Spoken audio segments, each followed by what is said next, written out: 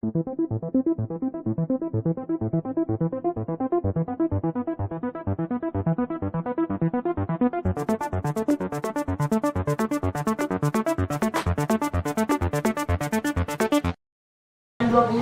selamat datang kembali di channel Kotonik Tips. Di video kali ini masuk ini servisan dari Kaliwungu Kudus ya, dengan unit Redmi Note 9 Pro.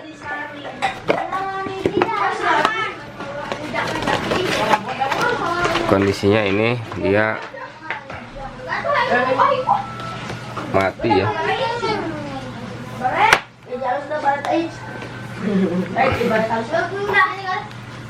Mati apa menyala ya? Ini kondisinya mati total. Kita lihat untuk unitnya. Ini keadaan kondisi backdoornya pecah ya.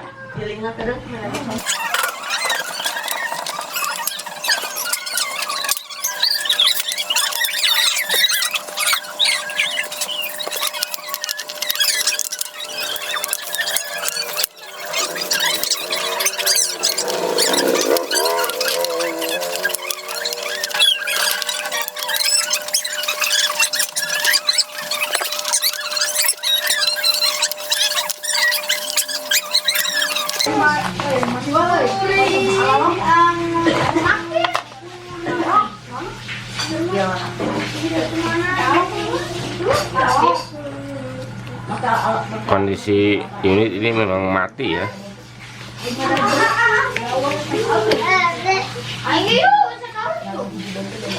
Saya bongkar aja langsung untuk kondisi unitnya saat ini,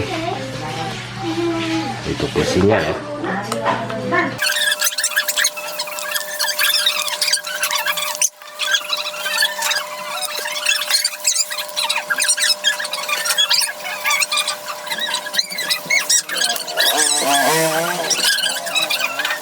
Yang keterangannya ini X dipanaskan ya.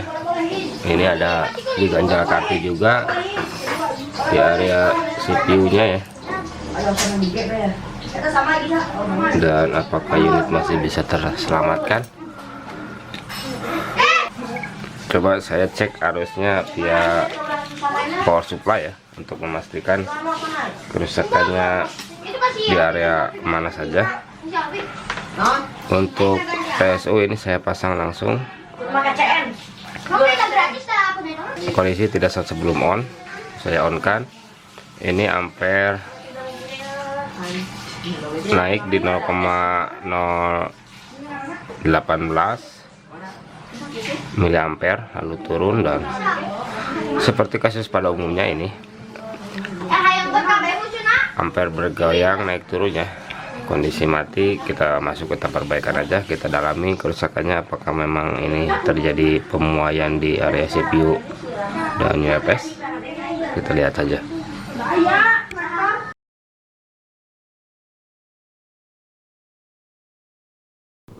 Kita masuk ke tahap perbaikan saja. Ini saya lakukan pengupasan lem yang ada di pinggir IC untuk menghindari komponen kecil ataupun mempermudah pencongkelan nantinya, dan biar tidak ikut terbawa untuk komponen yang nempel ke bagian lemnya ini ya. Bersihkan keseluruhan sisinya biar semuanya aman. Di sini untuk suhu hot airnya saya gunakan 300 sampai 320 untuk standar itu ya. Di sini saya masukkan pisau untuk mencongkel IC-nya. Pastikan IC sudah bisa terangkat sebagian ataupun pemanasannya sudah benar-benar merata, supaya tidak ada pin BGA yang terbawa keangkat dan PCB tetap aman, tidak mengembang ya. Pengangkatan CPU selesai, lanjut ke pengangkatan IC UFS di sini ya. Prosesnya sama seperti tadi, gunakan pisau yang lancip untuk membersihkan pinggiran IC nya ya dari lem yang nempel. Ini lem resin lunak, tidak terlalu keras, jadi tidak terlalu sulit untuk membersihkannya. Angkat bagian pojok terlebih dahulu, kemudian diikuti dengan pengangkatan keseluruhan. Ini perbaikan ataupun pengangkatan harus benar-benar mengikuti panas yang sudah tersebar ya, tidak dipaksakan kalau belum bisa semuanya merata. Untuk pertama kalinya pembersihan di sini saya gunakan timah gulung untuk membersihkan sisa timah yang masih menempel, dan untuk lemnya di sini saya bersihkan pakai Godwick untuk membersihkan sisa lem dan timah yang masih menempel di PCB, sekaligus memperhalus permukaan PCB biar nanti pemasangan tidak sulit ya, ataupun tidak tinggi sebagian, harus benar-benar bersih.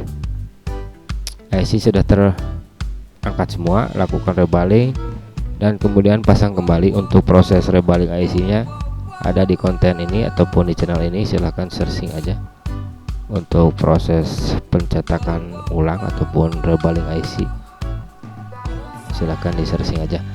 Nah di sini IC CPU sudah saya siapkan untuk dipasang ya, gunakan plug secukupnya, jangan terlalu banyak biar nanti pada saat pemasangan IC tidak bergeser. Dan untuk suhunya distabilkan di seperti pada pengangkatan tadi ya. Ini seri CPU nya SM7125, gunakan plug secukupnya dan pastikan merata dan tidak ada kaki yang menempel satu sama lainnya ya, harus benar-benar sempurna di sini. Di bagian ini pasang, posisikan di garis yang sudah disediakan di PCB nya, lalu kita panaskan. Untuk pemanasannya ataupun pemasangannya pastikan panas sudah merata dan plug sudah keluar dari dalam ya, tidak sebagian keluarnya, harus menyeluruh keluar. Artinya kalau sudah menyeluruh keluar plug dari dalam IC, itu tandanya timah dari bawah kaki CPU sudah benar-benar meleleh dan menempel dengan mainboard ya.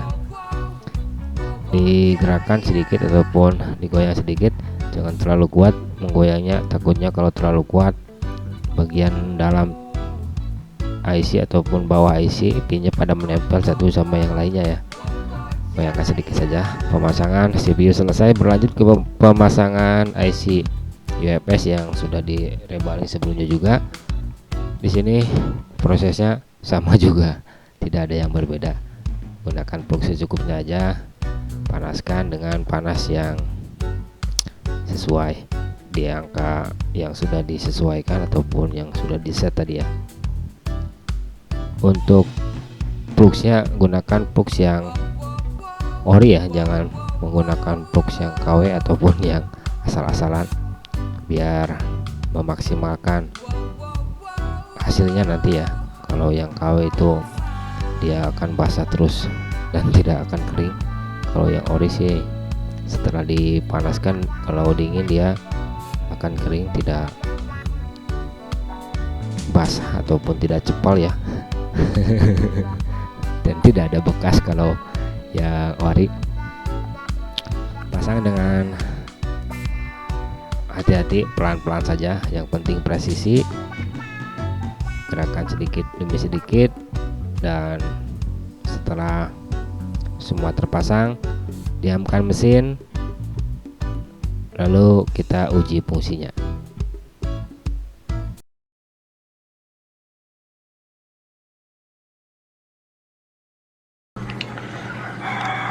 Oke, dan setelah tadi saya lakukan proses analisa, pengecekan sekaligus perbaikan di Redmi Note 9 Pro ini yang masuknya ini kondisi mati ya.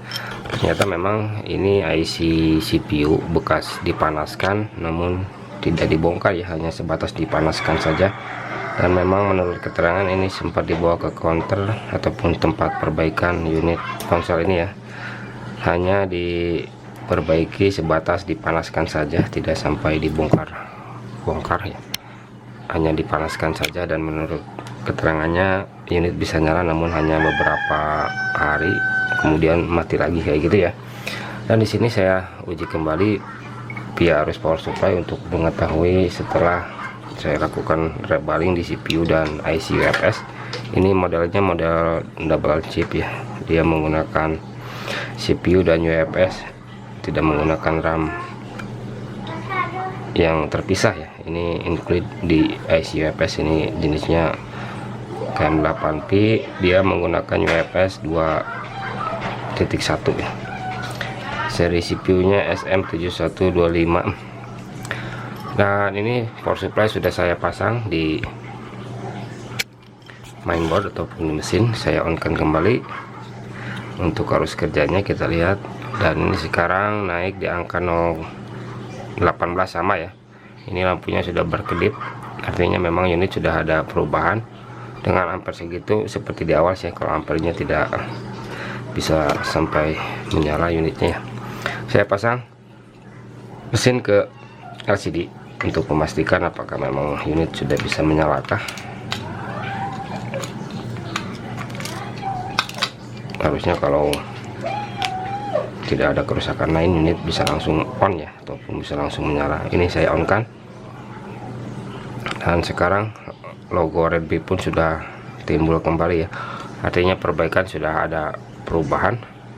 Yang sebelumnya unit ini mati total, perbaikan di rebaling only CPU dan UFS.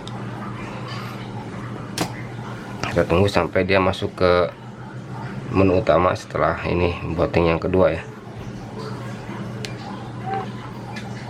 Dan unit pun ini sudah masuk ke kunci layar. Ini ada pola. Sambil menunggu pola dikonfirmasi, saya lengkapi dulu semua part dan saya uji untuk fungsinya ya. Sementara perbaikan sudah selesai di rebaling CPU dan UFS tanpa menghilangkan data ini ya, karena tidak ada part yang diganti. Saya lengkapi dulu semua part sambil menunggu konfirmasi polanya.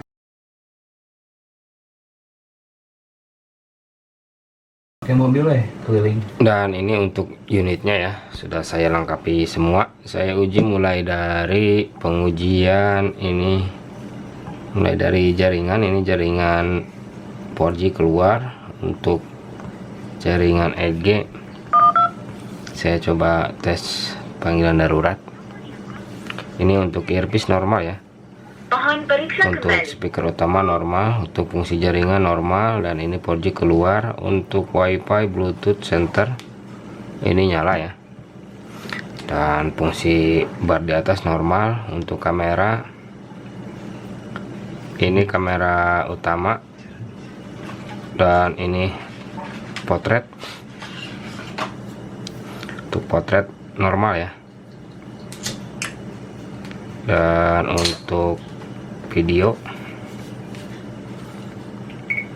cek.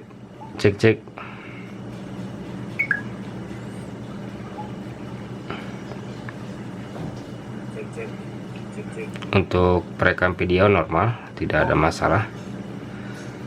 Fungsi di kamera normal semua ya. Ini kamera depan dan fungsinya normal semua. Untuk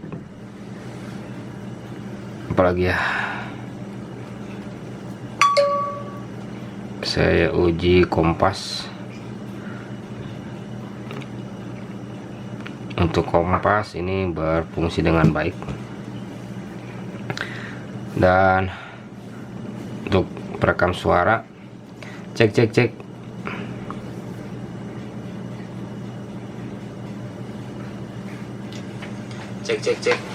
Perekam suara normal dan semua fungsi sudah normal ya, tidak ada fungsi yang bermasalah. Dan ini Redmi Note 9 Pro dengan kapasitas 128 GB per 8 GB ya, 8 per 128 GB. Ini masih ini 12, dan mungkin perbaikan ini saya tutup dengan unit Redmi Note 9 Pro ini sudah selesai saya tangani. Dengan kasus awalnya ini mati total, X perbaikan sebelumnya yang mungkin hanya dipanaskan saja ya yang menyebabkan unit ini mati, yang sebelumnya kamera gagal kayak gitu ya. Perbaikan rebaling only tanpa mengganti part, dan ini data tetap aman, tidak tersentuh, masih 100% tidak berubah. Mungkin begitu saja video ini saya tutup. Dan untuk yang punya unit ini dari Kudus, terima kasih telah mempercayakan servisnya kepada saya.